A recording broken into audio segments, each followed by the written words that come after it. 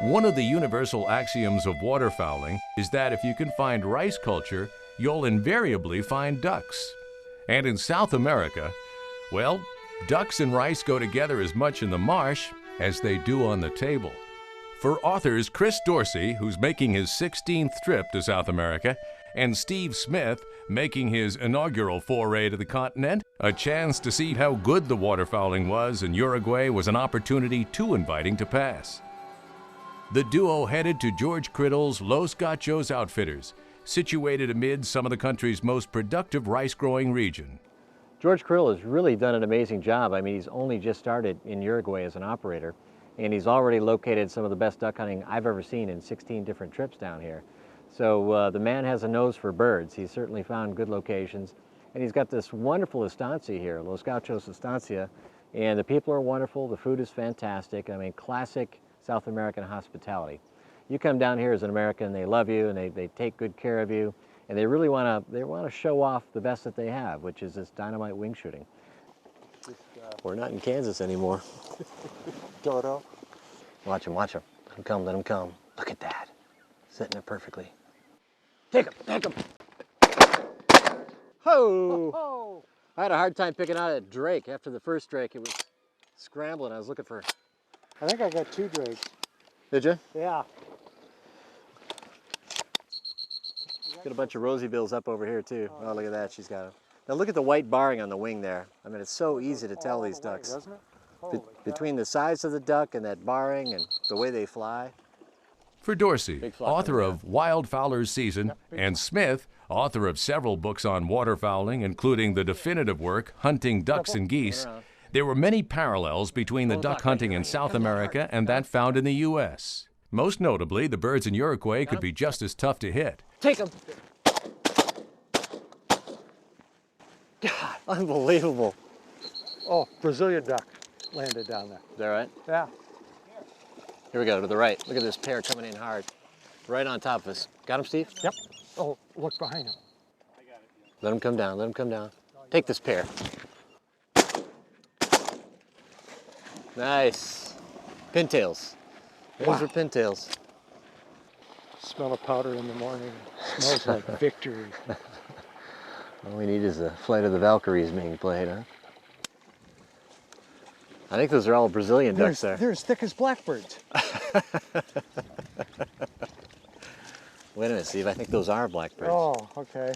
Well, that would explain it then, wouldn't it? Ba-dum-bum. Look at the left, real low. Oh, yeah. Coming right in, nice and low. Get ready. Get ready, get ready. Take him. Oh, he's down. Yep, got a mark on him. Good deal. Whew, they were screaming. Wow. Oh, look at this. Right over us. Try one. There are a wide variety of teal, pintails, and widgeon found throughout South America, but the duck that is the gold standard for visiting waterfowlers is, without question, the rosy-billed pochard. About the size of a canvasback and similar in form, these birds have all the attributes possessed by the sportiest game birds in the world. They're strong flying, tough to bring down, and they're delectable on the table. The rosy-bills travel in tight flocks that don't so much approach your decoys as they seem to want to strafe them. With flock upon flock approaching and with singles and pairs buzzing about the decoy spread, the challenge for Dorsey and Smith was knowing exactly when to call the shot. Ready? Yeah. Take. Nice shot. Splash. Look at this. Yeah, that's...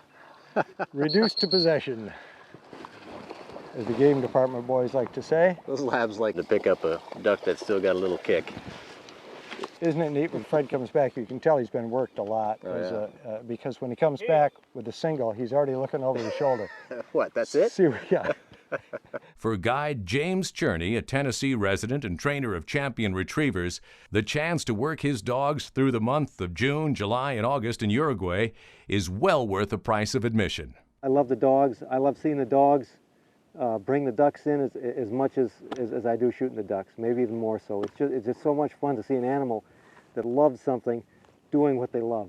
And the labs, retrievers, they just love it. And a lab will retrieve more birds in one Uruguayan season than he likely will in a lifetime of hunting across North America. Boy, it's fun to hunt with good dogs. It's pretty rare down here to have good dogs. Here. Nash Buckingham said one time that the best long-range duck load was a well-trained retriever. And I can tell you that we saw such a huge proportion of the birds recovered here compared to other places that I've seen and heard about where you have people, bird boys, picking up the birds. The dog can just catch them. He can find them because he's got that one thing the bird boy doesn't have. He's got a nose. The waterfowling in Uruguay is probably the most undiscovered, best kept secret that there is in waterfowling, simply because of the fact that there's almost no outfitters here. For Dorsey and Smith, the chance to travel to Uruguay in the middle of the U.S. summer was the perfect opportunity to extend their otherwise limited hunting season.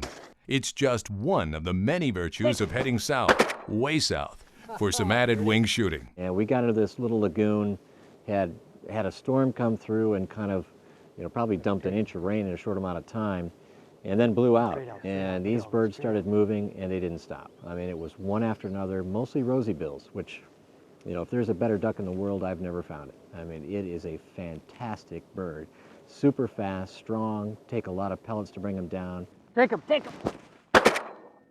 Nice. We got into this spot and it was one after another. I mean, it was almost as fast as you could reload.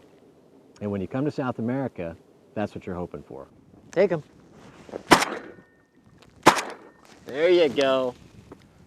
Nice.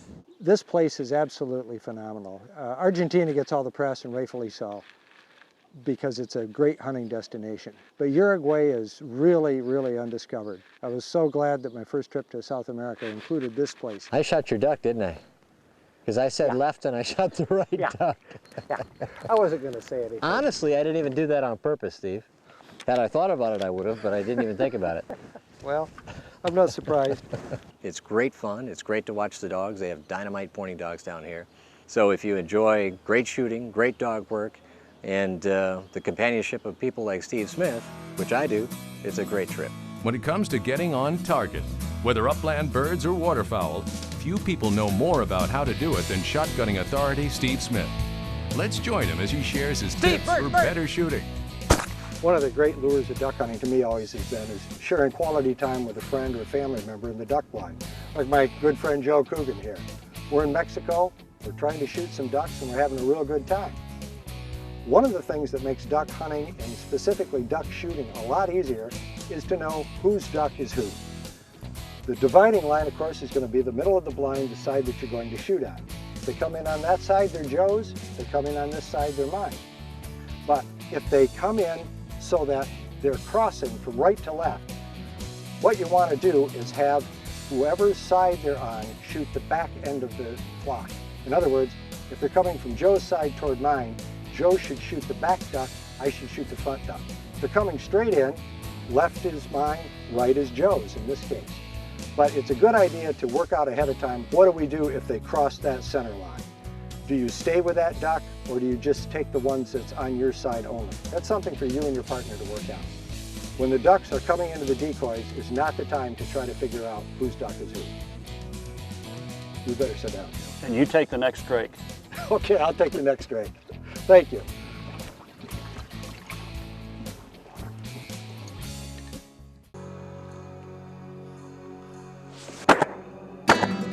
Nice shot. There's more to South American wing shooting than just ducks, however, much more. The continent is also home to the world's best goose, dove, and pigeon hunting. Why is the bird hunting so good, you ask? For the simple reason that northern Argentina and Uruguay possess an ideal mix of marshlands, uplands, roosts, and grain fields to support nearly unfathomable numbers of birds. It's hard to say how long this embarrassment of riches will last, but for now, the hunting is only getting better. Another, and often overlooked, game bird is the spotted tinamou, or perdiz, as it is often called locally.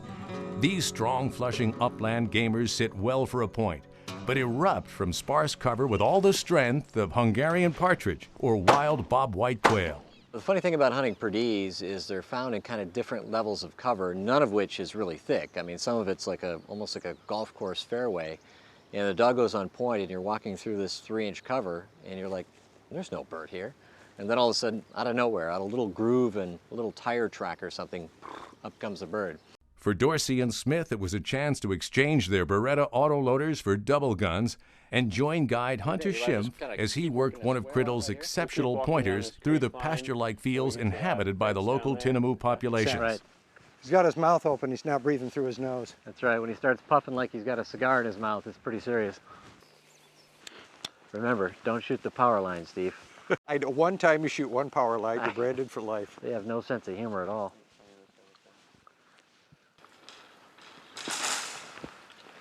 Want me to hand you this? No? Look at that dog. Enter this dog in a limbo Get ready, that contest. thing's gonna come out of here like... There you go, Steve! Nice!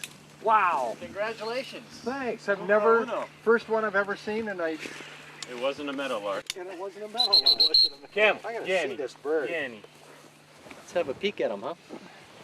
Look at that. Isn't that a nice sized bird? It's about the size of a hun. Uh-huh. Did you notice anything strange about that bird? What a twittering sound, sounded almost like a woodcock when it went out. It did, but look there's no tail. No tail at all. I mean, a tail on a bird is the rudder, which controls direction. And sometimes once they get out a little ways, they'll do that this way, and then this way, and then this way. So shoot fast, right? Yeah, but the other thing that's interesting is it's actually related. It's in the ostrich family, or the rhea family, those big birds that we've seen running around here. Yes. It's in the same family. And there's probably about 15 to 20 different subspecies of tinamou. This is a spotted tinamou. They call them perdiz, which is a derivation of perdix. And the conquistadors showed up here in South America and thought they looked like their partridge, so they called them perdiz, and that kind of stuck. But they're not actually a partridge at all. How are they on the table? Fantastic. Are they? Yeah, they're white meat, just like a quail almost. I mean, really delicious. Nice shot, pal. Thank you. Whew, that didn't take long. Thank you. The closest thing I can link them to is a pheasant in the United States. They'll hold, but they'll run. They'll just run, and it takes a while for them to finally fly. Got him? He's got one there, Steve.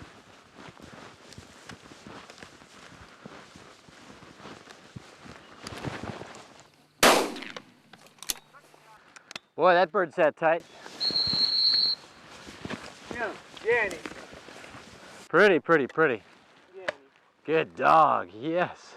That dog worked that bird for... He started working back there about 125 yards. Yeah, I did. Ran him the whole way.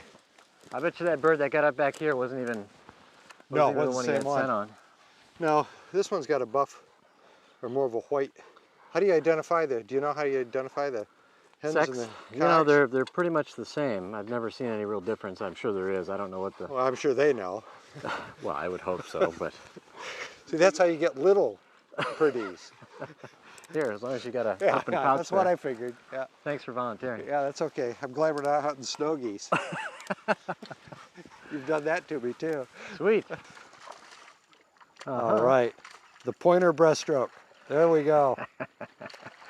Well, it's a little known fact they were crossbred with frogs. It just looks like Alabama Sam, my pointer. Except it's black woodcock cover ooze. Yeah, and then this. And then they got a rub on you.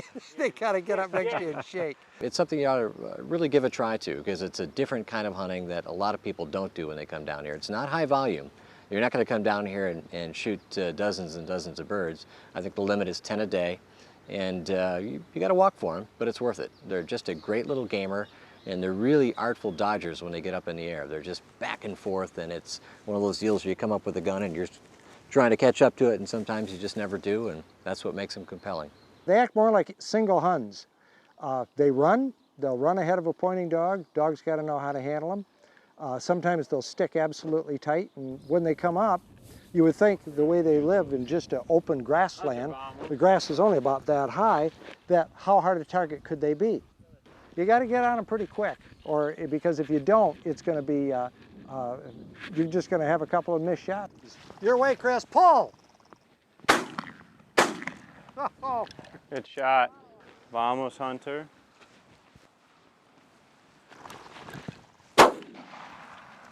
Uh-huh. You almost had to wait for it to get out there to let your pattern open up some. Well, it's going to be tough telling hens and cocks into the sun, isn't it? Yeah. I've only shot roosters. I noticed you've been shooting a lot of heads.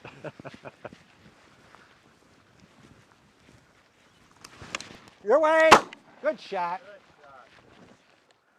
Pretty. Beautiful dog work. Ah, Held that point for so long, the bird didn't really run that far. that's kind of the rope-a-dope, you know? Yeah. Lulled that bird into a little trance.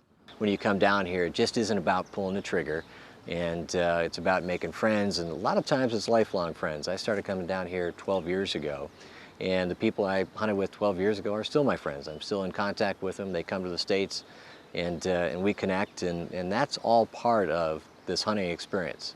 So it's great when you come down here and really create memories, and that's what it's all about. And the only experiences in life that really stick with you aren't sitting in the boardroom, missing one meeting, you know, an appointment I should have kept. It's experiences that when you come out here and you share them with people you care about, kindred souls, that's what I always remember.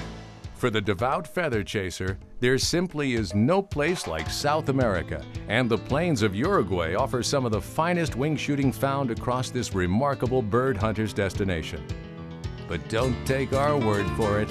Find out for yourself.